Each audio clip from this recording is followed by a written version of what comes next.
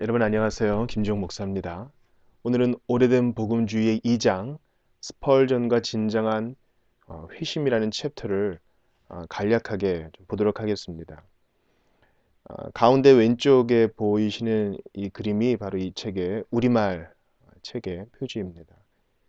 이안 머레이가 이제 2005년에 원래 이 책을 냈고, 그러니까 새로운 그죠? 영적 각성을 위한 오래된 복음주의 The Old Evangelicalism 2007년에 이제 우리나라에서 부흥과 개혁사를 통해 번역 출판되었습니다. 1장에서 우리가 설교와 각성에 대해 봤지요. 중요한 떼제가 뭐였습니까? 바른 복음 설교는 율법을 경시하지 않는다. 순서가 중요한데 먼저 법이 설교되어야 된다 하는 것이죠. 따라서 이제 그 근래의 복음주의에 대해서 경종을 울리는 것이었습니다. 사실 2장 스펄전과 진정한 회심에서도 마찬가지 얘기를 하고 있어요. 작아서 안 보일지 모르겠지만 요 왼쪽 상단에 보이는 분이 바로 찰스 헤던 스펄전이죠. 저는 여러분들이 스펄전의 전기를 꼭 읽어보시기를 권합니다. 그리고 어떤 때에는 좀 과장해서 스펄전이 쓴 책은 다 읽어보라. 좀 그렇게도 얘기하고 싶어요. 왜냐하면 이분은 신학자인 목회자이며 또 목회자인 신학자로서 어떤 무슨 조직적인 책이나 학문적인 저서를 남기지 않았지만 강단에서 신학을 설교하는데 따뜻함과 그죠? 목회적인 방식으로 잘 풀어낸 정말 닮고 싶은 분이에요. 그가 강단에서 이렇게 말했습니다. 바로 하나님 법의 영속성이라는 제목의 설교에서 이런 얘기를 했어요. 우리는 율법에 대해 엄청나게 큰 실수를 범했다. 우리에게 율법은 더 이상 구원의 수단이 아니다. 지금도 많은 그리스도인들이 마치 그릇된 루터파 교회의 생각을 가지고 있어요. 즉 무엇이냐? 율법과 복음은 반대된다. 법과 복음은 반대되는 개념이다. 그렇게 생각을 해요. 그게 아니라는 것이죠. 율법에 제3의 기능이 있다는 것입니다. 이제 우리는 그리스도의 손안에 있는 율법을 보며 기뻐한다.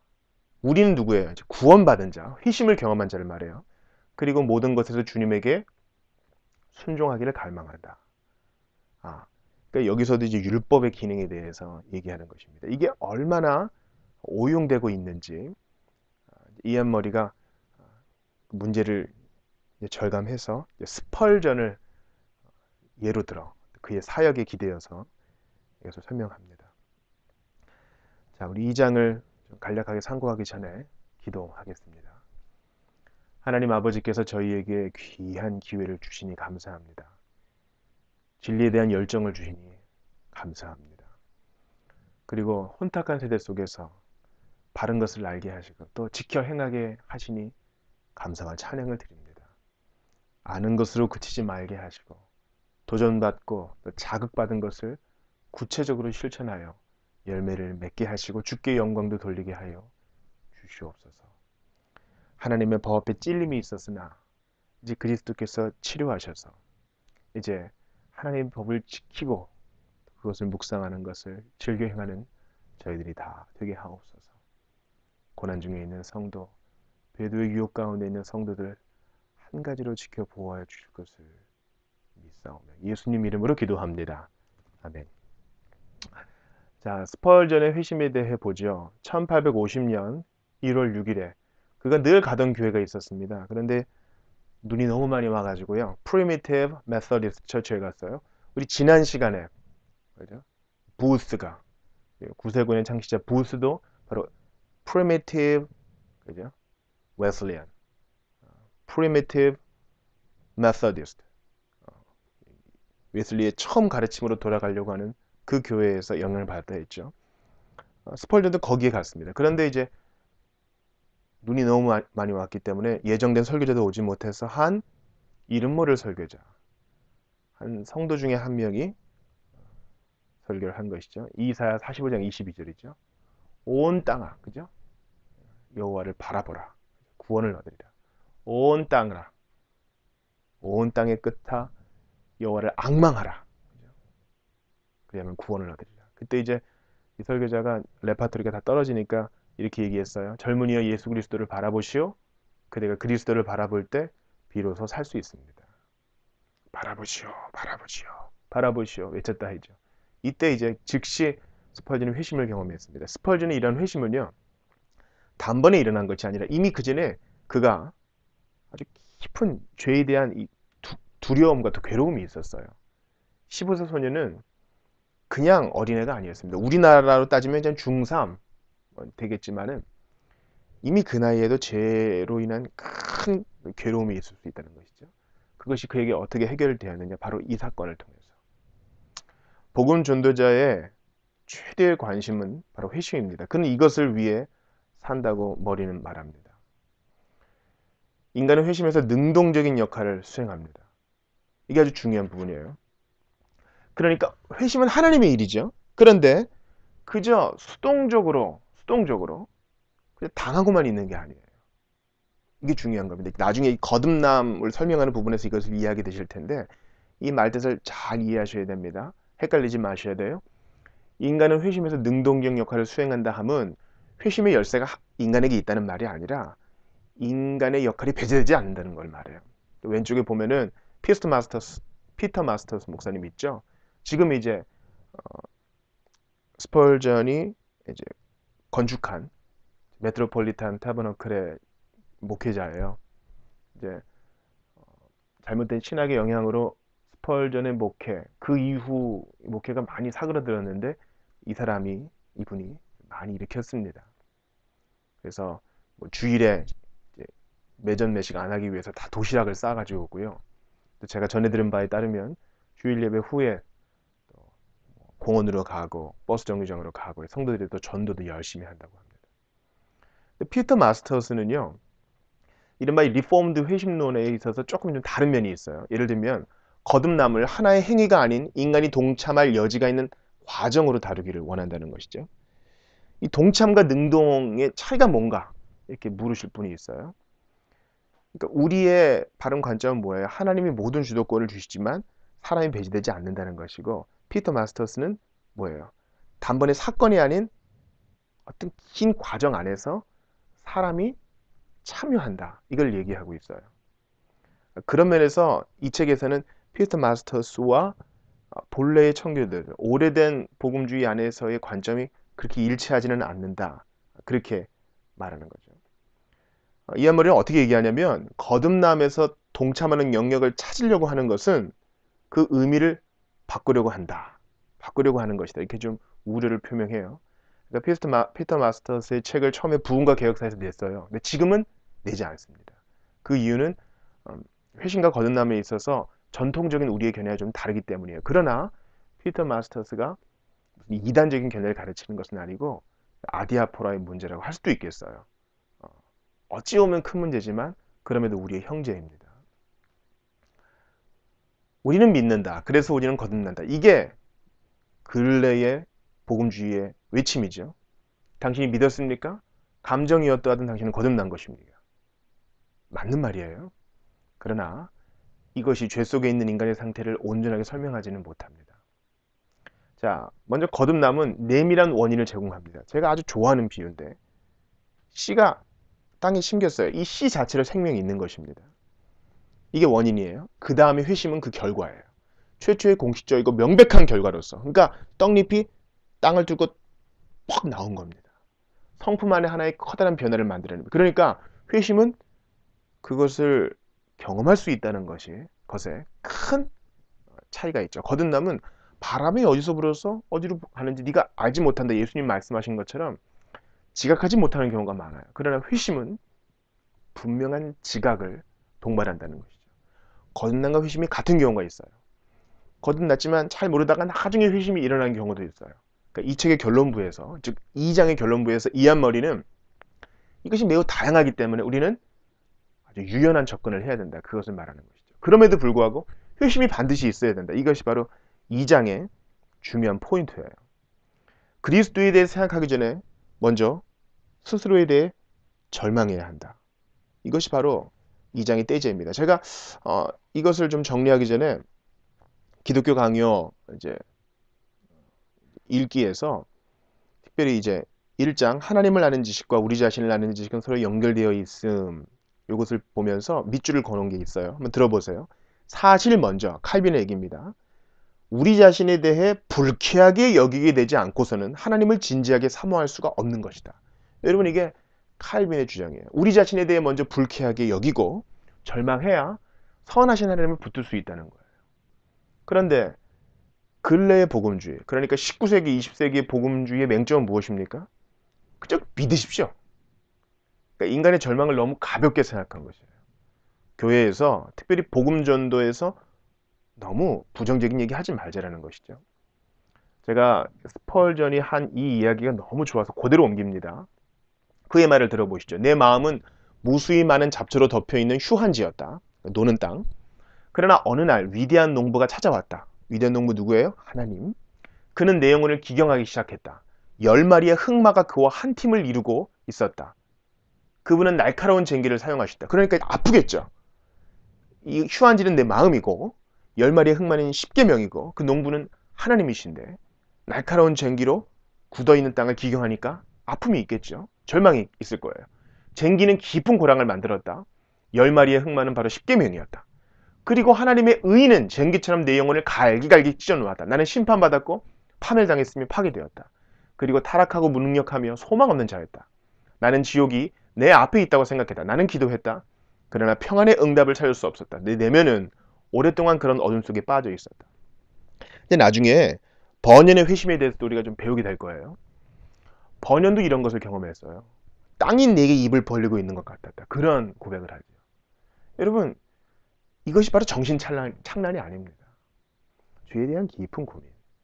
뭐 감정에는 차이가 있을 수 있을지 몰라도 스스로에 대해 스스로의 죄인됨에 대해 절망해 보지 않은 사람은 절대 복음의 달콤함을 붙들 수 없는 거예요. 저는 이 스펄전이 분명히 누구에게 인용한 거예요. 청교도들이 썼던 말인데 이 비유도 참 기가 막히다고 생각해요. 우리가 그죠? 율법이라는 날카로운 바늘로 들어가는 길을 뚫지 않는다면 복음의 은실로 바느질을 하려고 아무리 노력해 보았자 소용이 없다. 그런 것이죠. 스펄전은 바로 로버트 플로크하트라는 사람의 말을 인용해서 이렇게 말해요. 그러니까 이 스펄전이 대단한 독서가거든요. 그러니까 그 통풍 때문에 프랑스 망통으로 잠깐 겨울마다 휴가를 떠날 때에도 항상 두꺼운 청교도 책을 가지고 있었습니다.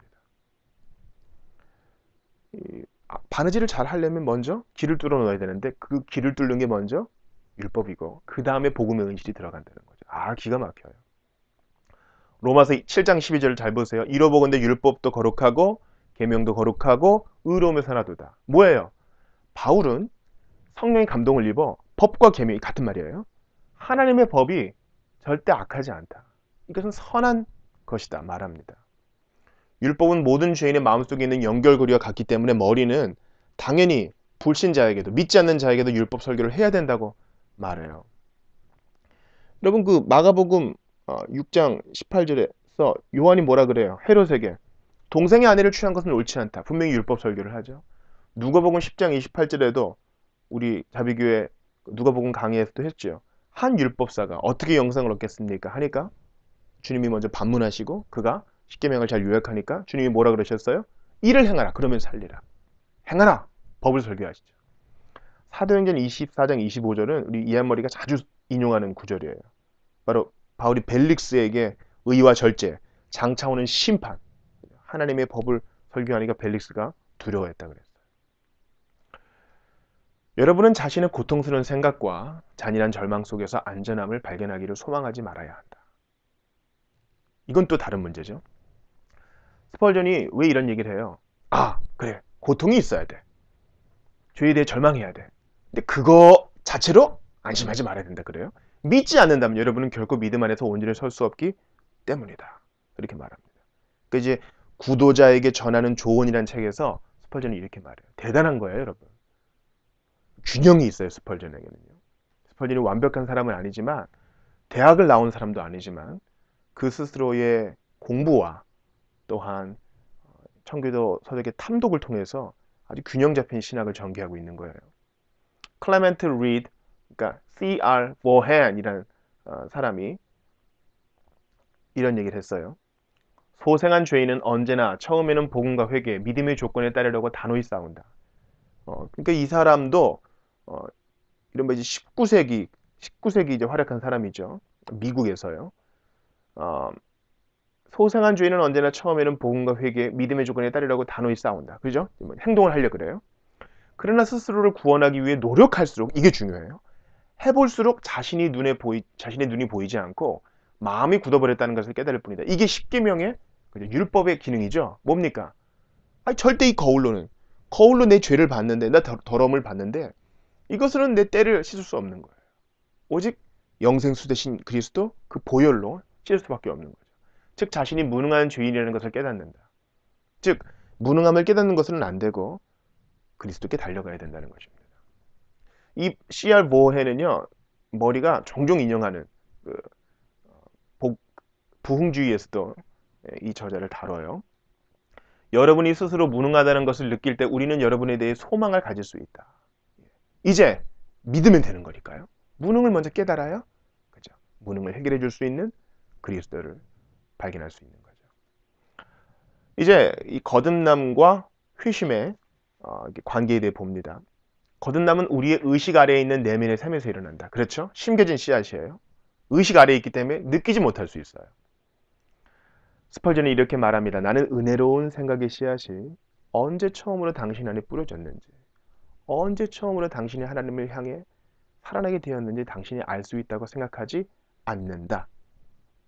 그런데 뭐예요? 실천적 구원파에 많이 경도된 우리나라의 교회에서는요. 내가 몇 월 며칠 몇 시에 구원받았노라 이렇게 말하는 것을 마치 믿음이 좋은 것으로 치부하는 경향이 있어요. 그것을 말할 수 없으면 마치 구원을 받지 못한 양, 신앙의 열등자로 취급하는 것은 옳지 않습니다. 왜냐하면 바람이 어디서 불어서 어디로 가는지 누가 얘기하겠어요? 여기가 바람이 시작된 지점입니다. 누가 그렇게 말할 수 있겠냐고요. 그러니까 주님은 우리의 믿음의 근거가 이런데 있다, 이런데 있게 하지 않게 하시기를 원하셨던 것입니다. 거듭남은 하나의 사건이지 과정이 아니다. 계속 피터 마스터스와 그죠? 대립이 되죠. 우리는 두 가지 오류를 조심해야 돼요. 두 가지 오류 중에 첫 번째는 뭡니까? 로마 가톨릭이에요. 로마 가톨릭은 바로 세례를 거듭남과 동일시해요. 그죠? 세례 받은 사람은요, 구원을 받은 거예요. 게다가 견진까지 받으면 그걸 확증했기 때문에 뭐 대단한 잔치가 벌어지죠. 그러나 성경의 지지를 받지 못해요. 자, 근래의 복음주의, 잘못된 복음주의는 뭡니까? 결단을 너무나 강조하는 것입니다. 마치 결단하면 일어나서 기도문을 따라하고 앞으로 나오면 마음의 변화가 일어난 것처럼 아니요. 절망도 안 했는데 먼저 결단을 먼저 할 수가 있겠습니까? 어느 누구도 죄의 자각 없이 구원을 얻지는 못합니다. 즉 회심에 있어서의 죄의 자각이 중요하다는 것이에요. 거듭남과 하나님의 영역은 우리가 몰라요. 그러나 교회에서 우리가 해야 될 것은 죄인이 내가 죄인입니다. 스스로 느끼게끔 복음을 설교하고 그를 권면해야 된다는 것입니다. 지난 시간에도 봤던 스코틀랜드의 존 덩컨, 아주 위대한 사람이에요. 그가 이렇게 말해요. 나는 거듭남의 행위가 즉각적이라고 믿는다. 맞죠? 그러나 거듭남에는 행위뿐만 아니라 능력도 있다. 그리고 다른 사람들이나 자신의 의식을 살펴보면 거듭남의 능력이 천천히 발전한다는 것을 알 수 있다. 이게 뭐예요? 회심이 거듭남 이후에 천천히 일어난다 해도 각각 다 다르다는 것이죠. 그리고 그 긴 시간 동안 즉 분명히 하나님이 생명의 씨앗을 심어줬어요. 그는 이제 중생자예요. 하나님이 택하신 자라고요. 그러나 그가 그것을 느끼고 확인하게 될 때까지 죄의 자각을 할 때까지 시간이 걸릴 수 있으니 그 긴 시간 동안 우리가 할 일이 뭐예요? 교회는 부지런히 복음을 설교하고 성경을 가르치고 율법을 전해야 된다는 것이죠. 스펄전은 회개와 믿음은 두 개에 박히기 때문에 회개가 먼저냐, 뭐 믿음이 먼저냐 이런 논쟁은 무익하다고 말해요. 같이 가야 합니다. 왼쪽에 이제 존 모레이가 있어요. 존 모레이는 로이드 존스와 동시대의 사람이죠. 그리고 이제 이안 머레이가 주최한 잉글랜드에서의 세미나에도 많이 왔고 스코틀랜드 왔고 그랬습니다. 존 모레이 이제 한쪽 눈이 이제 부상을 입어가지고 유리알로 지금 대체되는 모습이에요. 웨스트민스터 세미나리 필라델피아 이제 초기 교수입니다. 그가 이렇게 말해요. 거듭남이 믿음의 전제가 된다는 사실은 어떤 식으로도 그죠? 분명히 누가 믿을 수 있어요? 생명의 씨앗이 심겨진 사람, 먼저 거듭난 사람이 느끼지 못해도 거듭난 사람이 믿을 수 있어요. 설사 그것을 우리가 논리적으로 믿는다 해도 우리가 믿어야 할 책임을 덜어주지 않는다 그래요. 아주 중요한 거예요. 아까 존 덩컨이 말한 것처럼 오랜 시간이 걸릴 수 있기 때문에 그는 그 시간 동안 복음을 부지런히 듣고 반드시 믿어야 합니다. 그러니까 하나님이 거듭나게 하셔서 그거 믿고 태만하게 신앙생활도 안 하고 교회도 안 하고 설교도 안 듣고 가르침을 무시한다면 안 되는 거예요. 그런데 피터 마스터스는 이 존 머레이의 가르침을 우리가 옹호하는 설득력 있는 복음주의 인력이 무너뜨린다 이렇게 말해요. 왜냐면은 피터 마스터스는 아까 말한 것처럼 거듭남을 긴 행위 프로세스로 보기 때문에 그렇죠. 복음의 메시지는 믿음의 반응을 가져오는 본질적인 요소입니다. 즉 그가 죄를 자각하고 그리스도를 붙들 때까지 꾸준히 복음의 메시지를 전해야 합니다. 그러면 내적 부르심을 받은 사람은 반드시 회심하게 되어 있어요. 이게 우리의 믿음의 우리의 당당함의 근거입니다. 하나님 부르신 자 한 사람도 낙오하는 자 없이 반드시 듣고 반응하게 되어 있으니 우리는 우리의 일을 잘하면 되는 것입니다. 성도들이요. 교회 강단에서 복음 진리가 잘 전파되도록 기도해 주세요. 그래야 주께서 믿음을 심어주신 사람이 마침내 죄를 자각하고 하나님께 나아오게 되어 있습니다. 결단의 호소와 얼터콜을 스펄전은 거부합니다. 자, 다 눈 감으십시오. 오늘 예수 믿을 사람 손 드십시오. 제 기도문을 따라하십시오. 이게 아니에요. 얼터란 말은 이제 강단이거든요. 자, 앞으로 나오십시오. 이렇게 말하지 않습니다. 그는 결코 본질의 변화, 그 거듭남, 내면의 변화, 그거 없이는 영접하는 것이 일어나지 않는다. 그렇게 말해요. 속사람이 변해야지 먼저 겉으로만 이런 거 하면 무슨 소용이 있느냐 그런 것이죠. 그러니까 이제 스펄전을 잇는다고 하는 이른바 친례교 사람들을 이제 이한머리가 약간 질타하는 것이에요. 결론을 내립니다. 율법과 복음, 무능함과 책임, 이 사이에 끼인 죄인, 이것을 강단에서는 결코 도외시하지 말아야 됩니다. 완전한 복음을 전해야 되는 것이죠. 그러면서 스펄전이 이렇게 말해요. 식초보다는 꿀로 더 많은 파리를 잡을 수 있습니다. 그러니까 균형이 있어야 되는데 1장의 결론과 똑같죠. 율법만 전하고 무능함만 전해서 사람들을 누르지 말고 달콤함으로 어떨 때는 그죠? 그들에게 정말 복음으로 호소하다가 또 달콤하게 끌다가 회유하다가 설득하고 이 모든 작업이 복음 전도에 있어야 한다는 것입니다. 또한 죄의 작업과 하나님을 경외하는 마음은 결코 무시될 수 없어야 된다는 것입니다. 그런데 누가 죄를 자각하게 하시고 누가 하나님을 경외하게 하세요? 성령께서. 우리가 정말 이 성령의 사역에 대한 기대가 많이 누그러진 세대에 살고 있어요. 가장 리폼드한 사람은 가장 성령 하나님을 기대하는 자입니다. 성령의 사역이 가장 필요합니다. 스펄전의 외침을 들으십시오. 자, 부가적으로 2장 끝에 이제 두 사람의 이야기가 나와요. 바로 데이비드 마틴 로이드 존스죠. 그가 이렇게 말해요. 죄의 교리와 죄에 대한 이해가 없이는 진정한 복음주의도 없다. 죄의 교리와 죄에 대한 이해는 바로 하나님의 법을 설교함으로써 전해질 수 있습니다. 또 로이드 존스와 같은 입장에 있었고 둘이 아주 친했습니다. 이 사람은 이제 토저는 이제 신비주의를 통해서 청교도와 리폼들을 알아가게 된 독특한 케이스라고 할 수 있겠어요. 두 분 다 신학교를 안 다녔어요. 그가 이렇게 말해요. 믿음은 이제 도덕적 삶으로의 변화와 아담적인 자아에 대한 당혹감 없이 이루어지고 있다. 뭐예요? 교회에 가서 설교를 들었는데 누구도 당혹해하지 않고 그냥 즐거워만 한 이런 설교는 없다는 것입니다. 죄인을 당황하게 하고 절망하게 하고 하나님의 법이 제대로 전해져야 회심이 이루어진다. 그래서 그렇게 제대로 안 하니까 믿음으로 말미암는 칭의의 교리가 제대로 전해지지 않는 것 아닌가. 이제 토저가 비판하는 것입니다. 자, 오늘 이제 2장 스펄전과 진정한 회심을 정리를 해보았습니다. 여러분께 한번 질문을 해보고 싶어요. 여러분의 교회에서는, 여러분의 공동체에서는 여러분의 모임에서는 하나님의 법이 전달됩니까? 여러분에게 한번 스스로 물어보세요. 내가 하나님의 말씀 앞에 두려워 떨며 찔림을 받은 적이 있었는가? 그리고 한 번 더 질문을 해봅시다. 그것 자체로 안심해서는 안 돼요. 그 찔림을 받고 그 절망을 가지고 그리스도께 가야 해결이 됩니다. 부디 하나님의 일들에 있어서 무너진 우리의 강단을 다시 수축하는 데 있어서 이러한 우선순위가 회복되기를 원하는 것입니다. 같이 기도합시다. 하나님 감사합니다. 주께서 오늘 저에게 은혜 주셔서 오래된 복음주의 2장 스펄전과 진정한 회심에 대해서 나누게 하시니 감사합니다. 오 주여 성령으로 임하여 주시고 모든 주의 백성들 강단을 위해 기도하고 참된 복음전들을 위해 함께 힘을 모으며 또한 교역자들 정신을 차리고 다시 한번 무릎 꿇고 일어나 진정한 회심을 위해서 한 가지로 힘을 모을 수 있게 도와주시옵소서. 거짓된 회심, 그저 위로하기만 하는 회심이 아니라 내가 어찌하오리까 절망을 딛고 일어나 그리스도를 붙들었을 때 어느 한 사람도 소외됨 없이 어느 한 사람도 거절당함 없이 일어나는 것을 보게 하여 주시옵소서. 주여 우리에게 부흥을 주시고 성령의 감동을 주시옵소서.